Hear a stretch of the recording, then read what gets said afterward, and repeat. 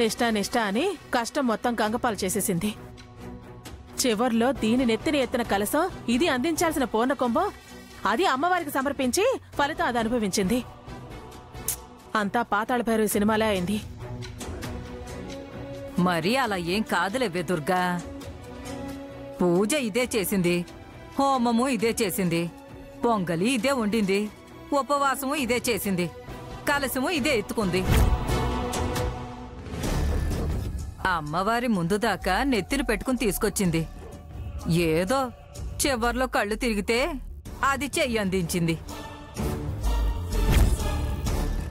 ఏదైతేనే దీని కలసం అమ్మవారికి చేరింది. అయినా ఇది పడిన కష్టం అమ్మవారికి తెలీదా? ఆ తల్లి దీనికి అన్యాయం ఎలా చేస్తుంది? ఎవరి కష్టానికి తగ్గ ఫలితం వాళ్ళకి దక్కేలా చేస్తుంది. ఇంక నువ్వు దాని గురించి ఏం ఆలోచించుకో. పిన్ని చెప్పినట్టు జరగదక్కా. ఆ అమ్మ ఎలా అన్యాయం చేస్తుంది? అంతేనంటావా? ముమ్మాటికే అంతే. దీనికి దోషాలన్నీ పూర్తిగా తొలగిపోయినట్టే. నేను కోరుకునేది అదే. అన్నీ తొలగిపోయి ఇది ఆదిత్యకి భార్య అయితే ఇంకోసారి దీని చేత అమ్మవారికి పూర్ణకుంభం ఇప్పిస్తాను. దీన్ని పెళ్లి చేయడమే నా జీవిత లక్ష్యం.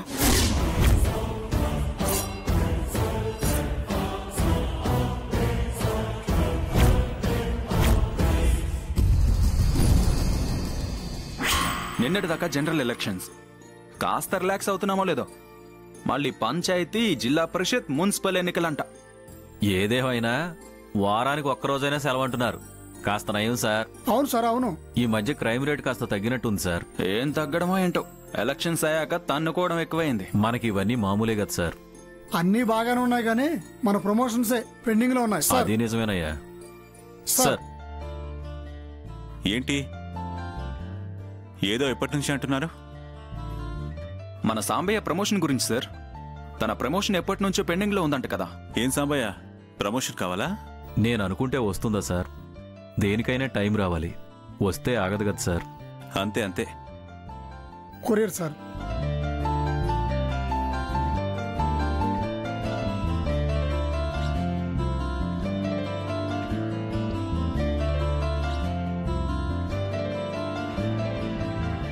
ఏంటి సార్ ఆ కొరియర్?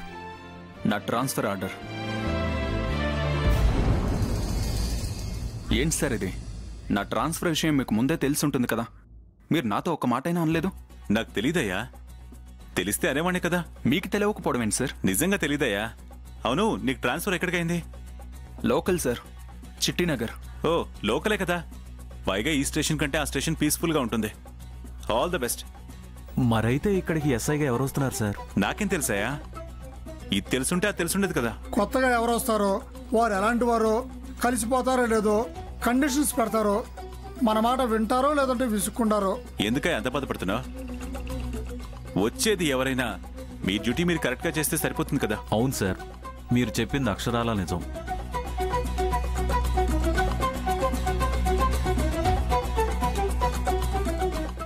నా పోస్ట్లోకి ఎవరు వస్తున్నారబ్బా?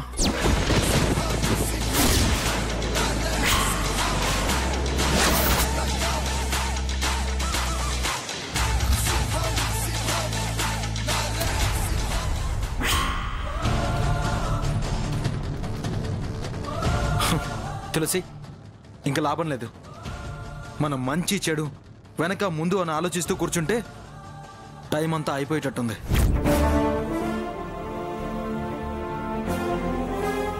కాలం వృధా అవుతుందే గాని మనం అనుకున్న పని జరిగేటట్టు లేదు. అందుకే మనం వెళ్ళిపోయి పెళ్లి చేసుకుందాం.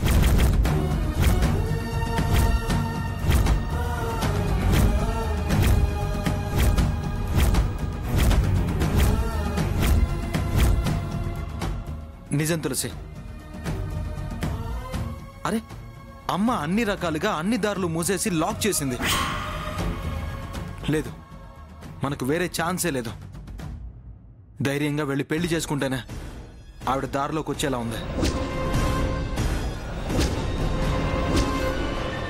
అరే, మీడియా అంటూ టీవీ అంటూ అంతా ప్రచారం చేసి నా జీవితాన్ని నాశనం చేసేటట్టుంది. మన పెళ్లి జరగడం అనేది ఒక కలలా మిగిలేటట్టుంది. ఏం మాట్లాడుతున్నావురా? నేను మొదటి నుంచి చెప్పేది ఒకటే మాట. మన పెళ్లి మీ అమ్మ అంగీకారంతోనే జరగాలి. మన తొందరపాటు నిర్ణయాలతో జరగకూడదు. అయినా దేవుడి మీద భారం వేయమని చెప్పాను కదా, మళ్ళీ వచ్చి ఇలా మాట్లాడుతున్నావేంటి? ఒకసారి చెప్తే అర్థం కదా నీకు? గతంలో వద్దు అన్నా వినకుండా ఇలాంటి ప్రపోజల్స్ తెచ్చావు. గుడి దగ్గరికి పెళ్లి అని తీసుకెళ్ళావు. దండలు తీసుకొచ్చి మార్చుకుందామన్నావు. చివరికి ఏమైంది? మీ అమ్మ వచ్చి గొడవ పెట్టి నా మీద నిందలు వేసింది. మన ఇష్టాల కోసం మిగతా వాళ్ళని బాధ పెట్టడం నాకు ఇష్టం లేదురా. వద్దు ఆదిత్య, వద్దు. తెలిసి తెలిసి మనం పొరపాటు చేయొద్దు. ఇంటికి వెళ్ళు. నువ్వైనా చెప్పత్తయ్య, దీనికి అసలు పరిస్థితి అర్థం కావట్లేదు. చెప్పత్తయ్య, అసలు మాకు పెళ్ళవడం నీకు మావయ్యకి ఇష్టమే కదా? అరే నాన్నకు కూడా ఇష్టమే. ఇంతమంది ఇష్టాల ముందు అమ్మ ఒక్కదాని ఇష్టంతో పనే ఉంది. నీకు మీ అమ్మ ఇష్టంతో పని లేకపోవచ్చు. తను నాకు వదినా. తల్లి తర్వాత తల్లి లాంటిదిరా. అలాంటి తల్లి మాటకి ఎదురు చెప్పడం మంచిది కాదు. మేమిద్దరం ఎదురెదురుగా ఎన్ని మాటలు అనుకున్నా వదినకు నేనిచ్చే గౌరవం ఇస్తూనే ఉంటాను. అన్నయ్య అంటే ఎంత ప్రేముందో అంతే ప్రేమ వదిన మీద ఉంది. అలాంటి వదిన మాట ఎందుకు కాదంటాను? దీన్ని వద్దంటున్నా ఇంటి కోడలుగా పంపిస్తే ఇది ఎలా సుఖపడుతుంది?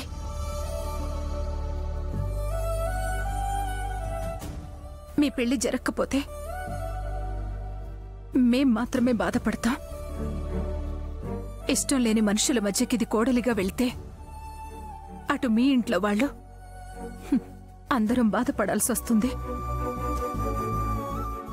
అందుకే తొందరపాటు నిర్ణయాలు తీసుకోవద్దు.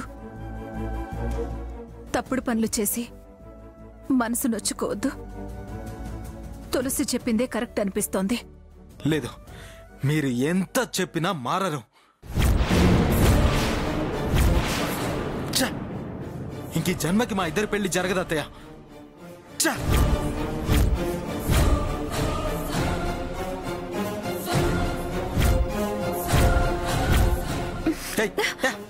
ఏంటి చేయబట్టుకొని చూస్తున్నావు? వాళ్ళేమైనా పెట్టారేమో, నువ్వేమైనా తిన్నావేమోనని చూస్తున్నాను. ఇది మా మేనత్తిల్లే. తింటే తప్పేంటి? సొంత కొడుకులా చూసుకుంటుంది. మధ్యలో నీ డిటెక్టివ్ వ్యవహారం ఏంటి? అయినా నేను ఎక్కడికి వెళ్తున్నాను, ఏం చేస్తున్నాను ఇవన్నీ తెలుసుకోమని మా అమ్మ పంపించిందా? అయినా కుక్క బుద్ధిలాగా చేతులు వాసన చూడడం అంటే తప్పకపా. నాది కుక్క బుద్ధైనా నష్టమేమీ లేదు. విశ్వాసంగానే ఉంటాను. కానీ కొంతమంది ఉంటారు దొంగ బుద్ధి కలిగిన వాళ్ళు. తినే వాటిల్లో ఏవో కలుపుతూ ఉంటారట. అప్పుడు వాళ్ళ వశమైపోయాక వాళ్ళ అవసరాలు తీర్చుకుంటారట. అలాంటిదేమైనా జరిగిందేమోనని నువ్వు తినకుండా చూడడం కోసం వచ్చాను. ఏం కూసవే?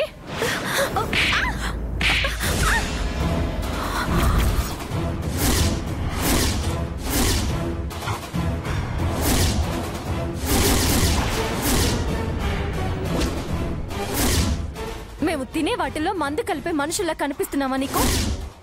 పాపపు మాటలు మాట్లాడకే పాపాత్మురాలా. వాడు నా కొడుకుతో సమానమే. వాడిని చిన్నప్పటి నుంచి ఎత్తుకుని పెంచాను. అలాంటి వాడికి తినే తిండిలో మందు కలిపి వశపరుచుకోవాలని చూస్తానా? మేము మనుషుల్ని ప్రేమిస్తాం, మనసుతో ప్రేమిస్తాం. వదినకిష్టం లేదని ఎంతకాలం ఆగామే కాని దుర్మార్గపు ఆలోచనలు, దుర్మార్గపు బుద్ధులు మాకు లేవు. మీలాగా దోషాలున్నా కప్పిపుచ్చుకుని పెళ్లికి సిద్ధమయ్యే బుద్ధులు మాకు లేవు. మేం మీలా ఆలోచించుంటే ఎప్పుడో తులసి మెళ్ళో వాడితో తాళి కట్టించేదాన్ని. పిచ్చి పిచ్చి మాటలు మాట్లాడితే తగిన శాస్తి జరుగుతుంది. దేవుడు నీకు శిక్ష వేస్తూనే ఉన్నాడు, అయినా నీ బుద్ధి మారలేదు. నీలో పరివర్తన రాలేదు. నువ్వు కోరుకుంటున్నంత మాత్రాన వాడు నీవాడు కాలేడు. అందుకే దేవుడు మీ పెళ్లి జరగకుండా చూస్తున్నాడు. అది గ్రహించుకో. ఇలా పాపాలు చేస్తూ అవతలి వాళ్ల మీద నిందలు వేస్తూ ఉంటే ఈ జన్మంతా పాపాలు అనుభవిస్తూనే ఉంటావు. అంతే తప్ప నీకు వాడికి పెళ్లి జరగదు. నీ కూతురికి జరుగుతుందనుకుంటున్నావా? నాకు ఉన్న దోషాలన్నీ పోయాయి. ఇంకా ఎవరు ఆపాలనుకున్నా మా పెళ్లి ఆగదు. అది చూద్దామే. మరి అదిగో నువ్వు ఇక్కడి నుంచి పోవే. పోతాలే.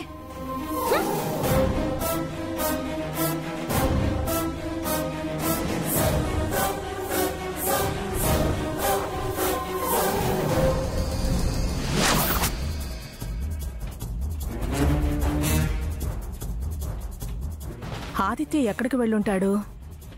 తలో రకంగా ప్రవర్తిస్తున్నారు. ఏ క్షణాన ఆ తులసి చేయి పట్టుకుని దండలు మెళ్ళ వేసుకుని వస్తాడా అని భయంగా ఉంది. వాడుకున్న ఫ్రెండ్స్ అంతే, వాడిని తలోక మాటతో రెచ్చగొడుతూ ఉంటారు. ఏదైనా వెంకటలక్ష్మి మెళ్ళలో 3 ముళ్ళు వేయించేదాకా వాడిని 1000 కళ్లతో కనిపెట్టుకుంటూ ఉండాలి.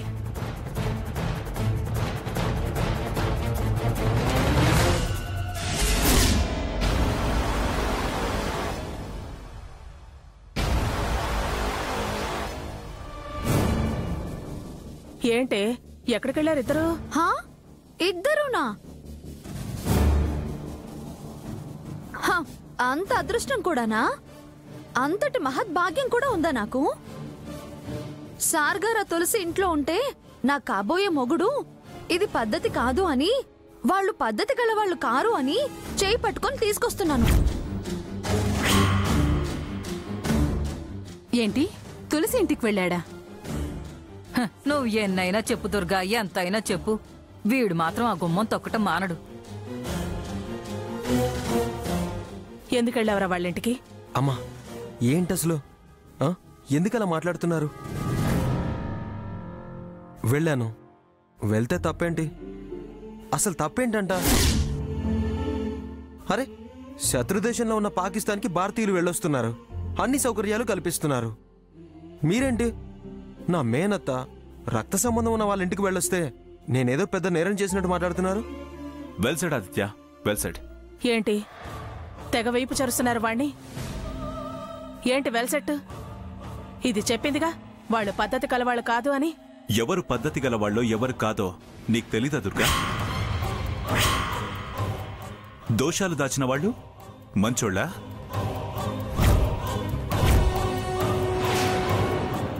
ఆ విషయం నీకు తెలీదా?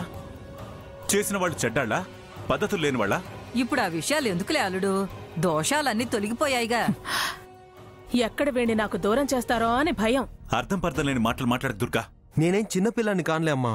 నువ్వు చిన్నపిల్లాడివి కాదురా, మాయ చెడంలో వాళ్ళు ఫస్ట్. అదే వద్దు, అది నా చెల్లెల కుటుంబం. అయినా నాకు అర్థం కాక అడుగుతాను, నీ అభిప్రాయం నిర్ణయం ప్రపంచం మొత్తం తెలిసేలా ప్రెస్ మీట్ పెట్టి మరీ చెప్పావు కదా. అంత బలంగా నువ్వు ప్రకటించాక వాళ్ళంత ఆశపడేవాళ్లేం కాదు. వాళ్ళేంటో వాళ్ళ ఆత్మాభిమానం ఏంటో నీకు నేను చెప్పాల్సిన అవసరం లేదు. చూడు దుర్గా, నేను నీ గతంలోనే చెప్పాను, అనుమానాలు మనశ్శాంతిని దూరం చేస్తాయని. ఊరికే ఈ కలతలెందుకు, మనస్పర్ధలు పెంచుకోవడం ఎందుకు? నేను చాలా సంతోషంగా ఓ ప్రపోజల్తో వచ్చాను, కానీ మీ వాదనలో నన్ను నీరసపడేలా చేశా. ప్రపోజలా? ఏంటా ప్రపోజల్? ఇవాళ అందరం కలిసి రెస్టారెంట్కి వెళ్ళి పార్టీ చేసుకుందాం అనుకున్నాను. సడన్ గా ఈ ఆలోచన ఎందుకు వచ్చిందో? నీ ప్రకటన నువ్వు చేసేసావు కదా, దూరాలు ఇంకా పెంచుకోవడం ఎందుకు? ఒకసారి అందరం కలిసి సరదాగా. అంతా కలిసి అంటే? ప్రియవాళ్లతో కలిసి పార్టీ అనుకున్నాను. ఈ ప్రపోజల్ ఏమిటో, వాళ్ళని పిలవాలనుకోవడం ఏమిటో నాకేం అర్థం కావటం లేదు. అల్లుడికి మంచి ఆలోచన వచ్చింది దుర్గా.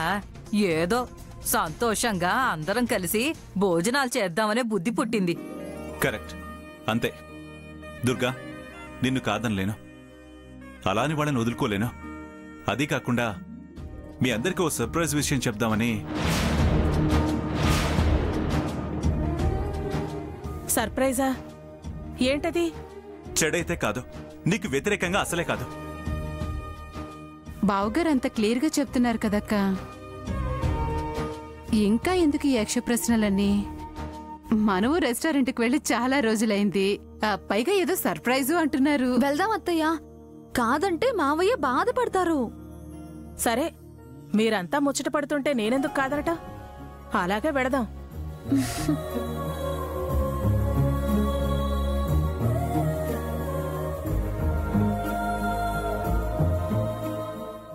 చిన్నత్తయ్య, ఏమై ఉంటుంది చిన్నత్తయ్య? అక్కడికి వెళ్తే తెలుస్తుందిగా, ఎందుకంత కంగారు? రండి.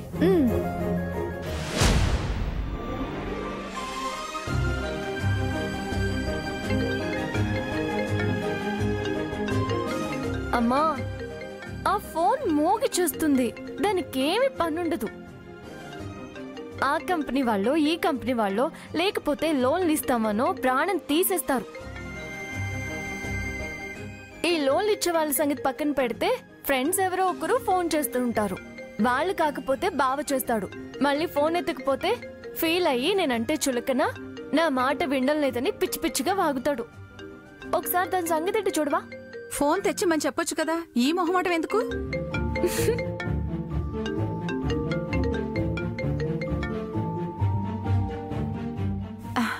హలో అన్నయ్య. ఏమో ప్రియా, ఏం చేస్తున్నావు? ఏం లేదన్నయ్య, ఇప్పుడే వంట చేద్దామని మొదలు పెట్టాం. తులసి ఏమో కూరగాయలు కోస్తుంది, నేను దానికి హెల్ప్ చేస్తున్నాను. అర్జెంటుగా వంట చేయడం ఆపేయండి. అదేంటన్నయ్య? ఈ పూటకు వంట చేయొద్దమ్మా. మీ ఇంటికి భోజనానికి ఏమైనా పిలుస్తున్నావా? మా ఇంటికి పిలవట్లేదు, మనందరం కలిసి రెస్టారెంట్కి వెళ్తున్నాం. మీ వదిని కూడా ఒప్పించాను. సో మీరు ఈ పూట వంట చేయాల్సిన అవసరం లేదు. నువ్వు చెప్పేది నిజమా?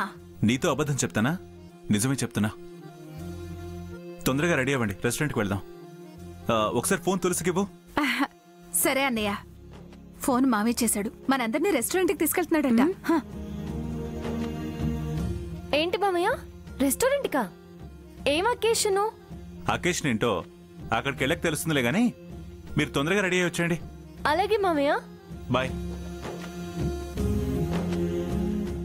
అబ్బో, అన్నయ్య గారు పిలిచారని చెల్లెలి గారు తెగ ఫీల్ అయిపోతున్నట్టున్నారు. మరీ అంత ఫీల్ అవ్వకమ్మా, రెస్టారెంట్ లో తినడానికి చాలా ఉంటాయి.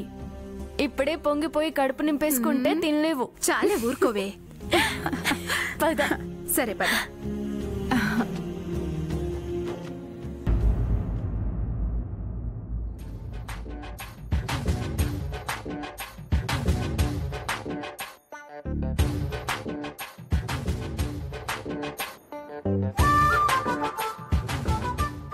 అసలు నేనేంటి, నాకు అత్త ఇచ్చే విలువేంటో అన్నది తేలాలి.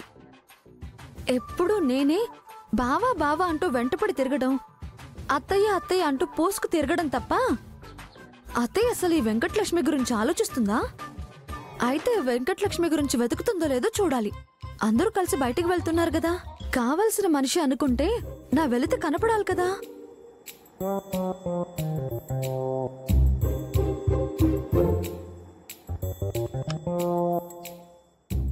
సత్యవతి, పిన్ని, రండి రండి త్వరగా. అయిందా? రెడీ అయిపోయాను. ఇంతసేపు అయింది, అసలు నేను ఎక్కడున్నాను అని ఒక్కరు కూడా నా గురించి ఆలోచించిన పాపన పోలేదు. ఛా, ఏది వెంకటలక్ష్మి అని ఒక్కరిని కూడా అడగలేదే. ఈ ముసల్దానికి నా మీద ధ్యాసే లేకుండా పోయింది. ఇక ప్రియపిణ్ణి అయితే తులసి ఒక్క నిమిషం కనపడకపోతే అటు ఇటు వెతుకుతూ తులసి తులసి అంటూ వెతుకుతూ పిలుస్తుంది. కానీ నా విషయంలో వీళ్ళకి చీమ కుట్టినట్టు కూడా లేదు. పిన్ని, అయిపోయిందే దుర్గా, పద వెళదాం. పదండి పదండి, బయలుదేరదాం పదండి. ఇప్పటికే లేట్ అయిపోయింది. డ్రైవర్, డ్రైవర్, డ్రైవర్ వెళ్ళడానికి కూడా రెడీ అయ్యారంటే నేను అసలు వాళ్ళ మనసులో లేను. ఇలా తలవకుండా వచ్చి కారు ఎక్కడానికి సిద్ధపడతారా? ఊరికే పైపై మాటలే కాని అత్తయ్య మనసులో నేను లేనని తేలిపోయింది. అన్న మాటలు, చేసిన ప్రమాణాలు అన్నీ నీటి మీద రాతలేనా? ఇలా అయితే ఇక నా పెళ్ళి ఎలా అవుతుంది? నేనే లక్ష్యం లేకపోతే నా పెళ్లి బావతో చేయాలన్న లక్ష్యం ఎలా గుర్తుంటుంది? నా బతుకు తిరిగి మంగళగిరేనా? ఇప్పటిదాకా కన్న కలలు ఉష్ కాకేనా? ఇక జీవిత కాలం గోళ్లు కొరుక్కుంటూ బతకడమేనా?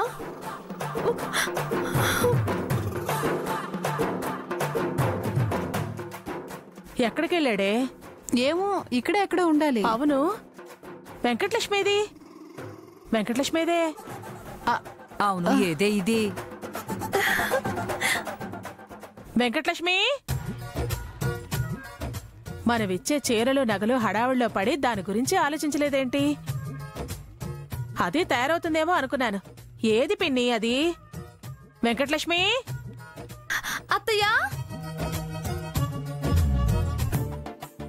అత్తయ్యా, అత్తయ్యా, ఏమైందే? ఎందుకలా నా మీద వాలిపోయి అలా ఏడుస్తున్నావు? అసలు నీకు నా మీద ప్రేమ ఉందో లేదో, నన్ను గుర్తు పెట్టుకుని పిలుస్తావో లేదో, శ్రద్ధ చూపిస్తావో లేదో, నన్ను పట్టించుకుంటావో లేదోనని మనసు కనిపించి మిమ్మల్ని గమనిస్తూనే ఉన్నాను అత్తయ్య. మీరు కార్ల దాకా వచ్చేసరికి నేను అసలు లెక్కలో లేనని ఫీల్ అయ్యాను. కానీ చివర్లో నేను లేనని ఏది వెంకటలక్ష్మి అని అడగటం నాకు చాలా సంతోషం కలిగించింది అత్తయ్య. పిచ్చిదానా, నువ్వే ముఖ్యమైతే నిన్ను మర్చిపోవడమేమిటి? ఇలాంటి పిచ్చి ఆలోచనలు, తింగర్ పనులు చేశావు కాబట్టే వాడికి దగ్గర కాలేకపోతున్నావు. నువ్వు నా కోడలివే.